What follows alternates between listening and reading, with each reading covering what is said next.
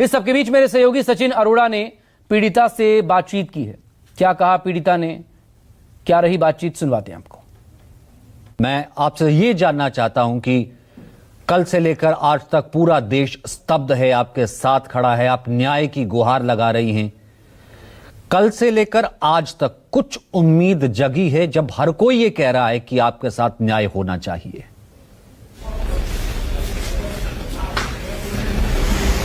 मेरा सबसे हाथ जोड़ के रिक्वेस्ट है कि आप लोगों से मुझे उम्मीद है कि न्याय दिलाएंगे, जनता से उम्मीद न्याय दिलाएंगे।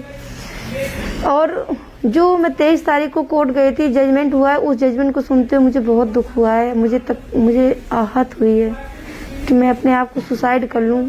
लेकिन जज साहब तो कुर्सी में भी नहीं बैठे और उन्होंने फैसला खड़े खड़े सुनाया है।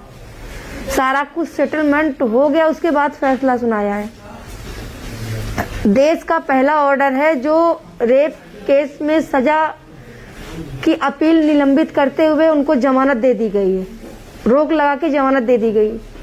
तो ऐसे तो देश की बेटियों का तो हिम्मत टूट चुकी है कि ऐसे लोग रेप करेंगे, रेप करके जेल जाएंगे, जेल से 5 साल बाद बाहर आ जाएंगे। ये कहाँ का न्याय है? ये कैसा न्याय है? मेरे साथ अन्याय हुआ है।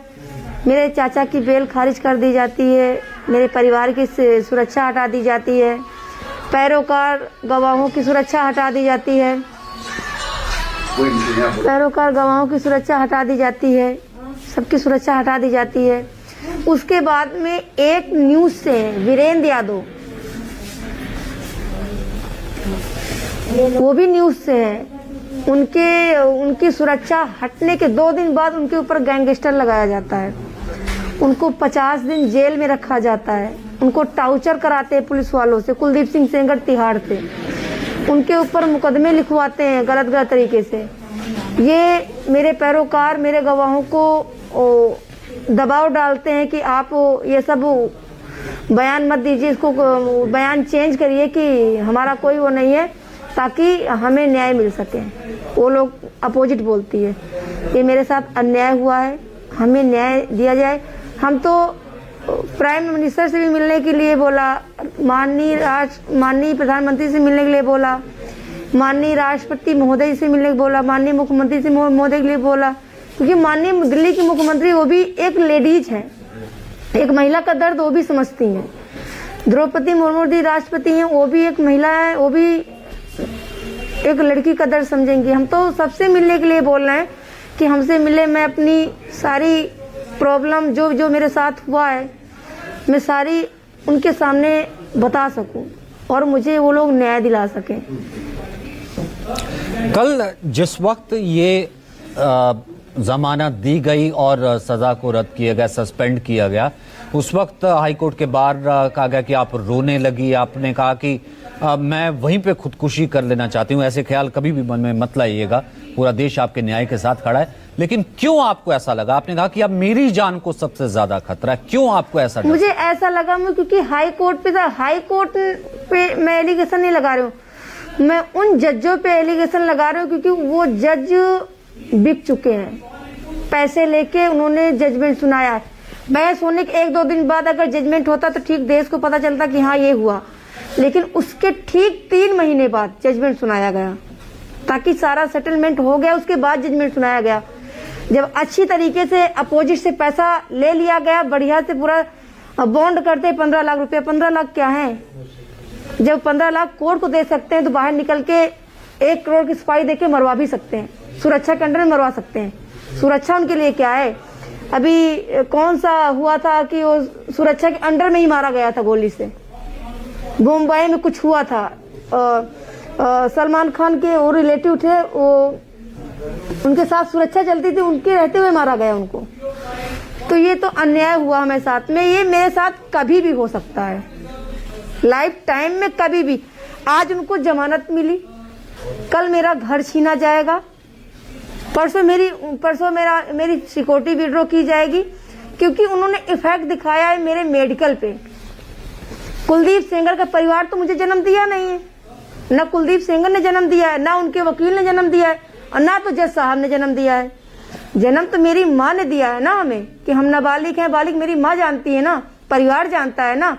अब तुम पैसे देके स्कूल से मेरी मार्कशीट बनवा लोगे तो वो माना जा रहा है, और जो घर की बात है, जो लोग बता रहे हैं, घर के लोग बता रहे हैं, उनकी बात ना मानते हुए और उस कागज की बात मानी जा रही है। उस कागज में हुआ है, तो ये मेरे साथ अन्याय हुआ। मैं उस टाइम नाबालिग थी और उन्होंने मेडिकल कराया तो उन्नाव में पैसा दिया था, और सब कुलदीप सिंह सेंगर के इशारे पे हुआ था, क्योंकि मेडिकल होते समय मेरे पास डॉक्टर साहिबा ने हाथ भी हमारे नहीं लगाया था, और उन्होंने बोला कि बेटा आप इतने बड़े इंसान से क्यों वो करिए, ये कर रहे हैं।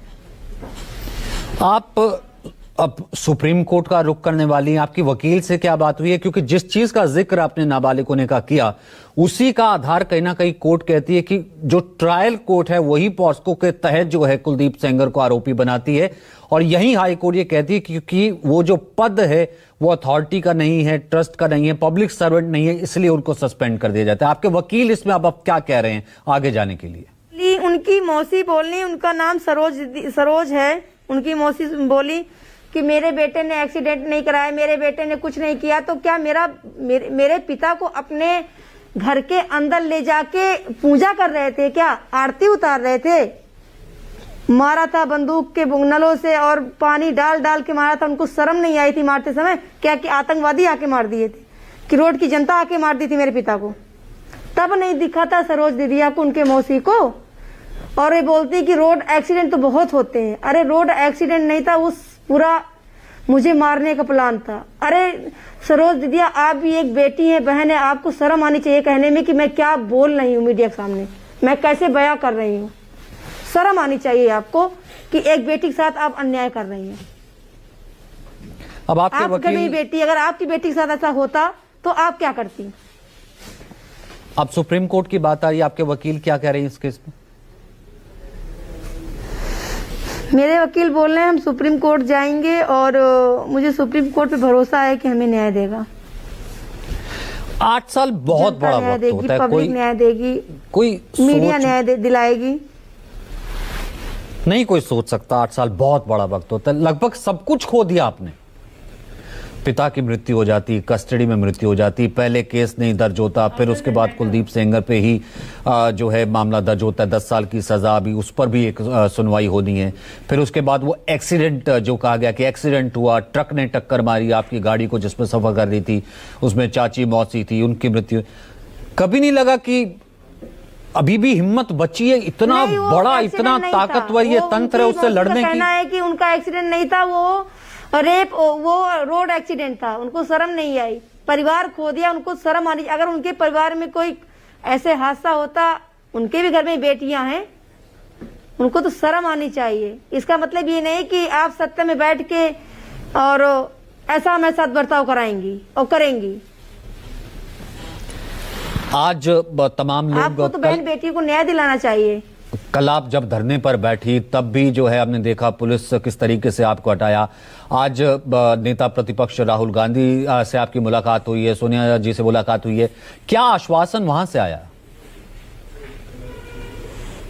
मेरा राहुल भैया से आश्वासन यही दिया गया, क्योंकि उन्होंने सामने से मुझे बुलाया, सामने से फोन किया, मैं गई मिलने। उन्होंने बोला कि बेटा आप परेशान मत होइए, आप हिम्मत रखिए, आपके साथ मिस्टर महमूद प्राचा जी हैं और हम लोग हैं, आपको न्याय मिलेगा, आप परेशान मत होइए। दोनों लोग के एक ही बोल थे। मतलब राहुल गांधी ने आश्वासन दिया आपको न्याय का, साथ खड़े रहने का? जी जी, मैं तो प्राइम मिनिस्टर से भी मिलने के लिए हाथ जोड़ के रिक्वेस्ट कर रही हूँ कि हमसे मिले और अपना मैं दुख को बता सकूं कि मेरे साथ में जज साहब ने क्या किया है। मैं कोर्ट पे नहीं बोल रही हूँ, मैं जज पे बोल रही हूँ। चलिए, इस उम्मीद के साथ कि जरूर आपको न्याय मिलेगा। आप कह रही कि हाईकोर्ट आप जाएंगी, पूरा तंत्र जो है वो आपके साथ खड़ा है, और अब आप हिम्मत इसी तरीके से बनाए रखिए। हमारे साथ आप जुड़ी, अपनी जो है अपने वक्त ये निकाला और अपनी बात रखी। बहुत बहुत शुक्रिया इस वक्त मैं आपका करना चाहता हूँ।